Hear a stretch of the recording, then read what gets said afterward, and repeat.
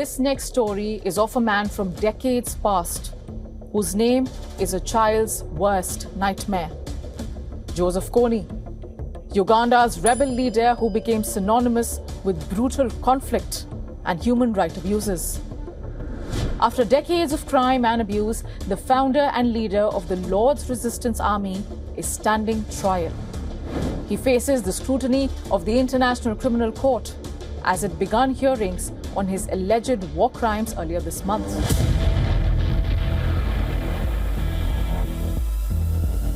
Kony faces 39 counts of war crimes and crimes against humanity, including murder, sexual enslavement, abduction, and forcing thousands of children to fight as soldiers in the Lord's Resistance Army. Despite an arrest warrant that was issued 20 years ago, the fugitive Ugandan leader has managed to evade arrest. The hearing is not a trial, but it allows prosecutors to outline their case in court. After weighing the evidence, judges can rule whether or not to confirm the charges against Kony.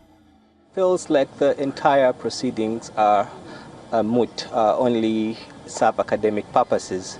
But in reality, direct victims, the people that lost lives, people that lost limbs, land, and livelihood, are directly affected and directly invested in this trial. For them, it is a pursuit of justice that has eluded them for a very long time. They believe that maybe justice may be served. Maybe Joseph Kony may one day be found.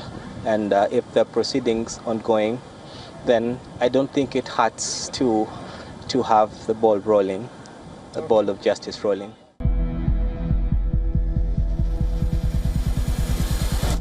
Joseph Kony led one of the world's most barbaric insurgencies. He's known to have massacred and mutilated tens of thousands of people across the region. His reign of terror didn't stop at that. He kidnapped children and turned them into child soldiers and sexual slaves, an allegation that he has denied after a UN team along with mediators met him back in 2006 in South Sudan for peace talks. Mr. Kony, what did you discuss with Mr. England? We talk about this. We discuss about peace talk, which is taking place in Juba. Yeah. Did you agree to release any children or wounded people? No, we don't have any children in our movement. There's only combatants, which we are working with them together. Kony said he wanted to install a government based on the biblical 10 commandments, and that he was fighting for the rights of the Acholi people in northern Uganda. The LRA began its attacks in Uganda in the 1980s, when Kony attempted to overthrow the government. After being pushed out of the country, the militia went on to attack villages in Congo, Central African Republic, and South Sudan. By 2005, facing pressure from Uganda's military, a weakened Kony and his gang broke into splinter groups and fled to neighboring countries, including Sudan and Congo. Now, members of his gang settled into wide expanses of uncovered bush, where it is understood that they engaged in poaching and illegal mining. Memories of this massacre, of this long-going stance of the militia, are still fresh for 39-year-old Evelyn Ayo, who saw the brutality firsthand. Kony's forces attacked her school in Nyova district in Uganda when she was just around 5 years old.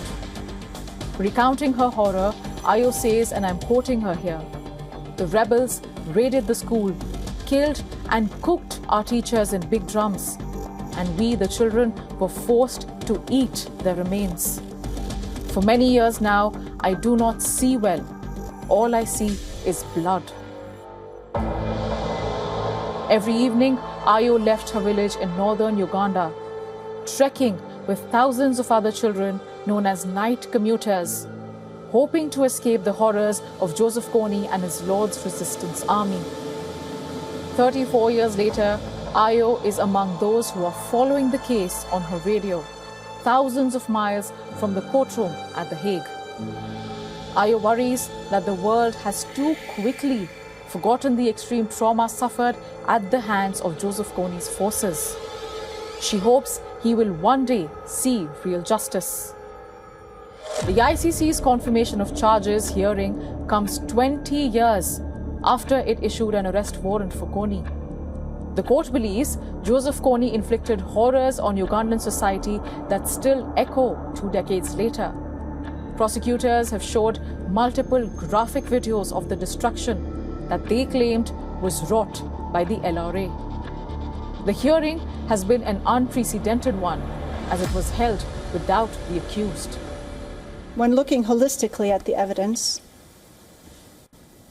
there can't be any doubt. Mr. Kony commanded the LRA.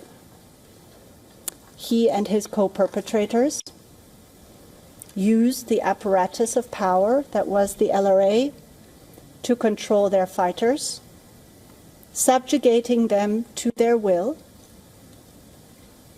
and he exercised control by virtue of his own essential contributions, not only to the common plan, its implementation, but to the crimes.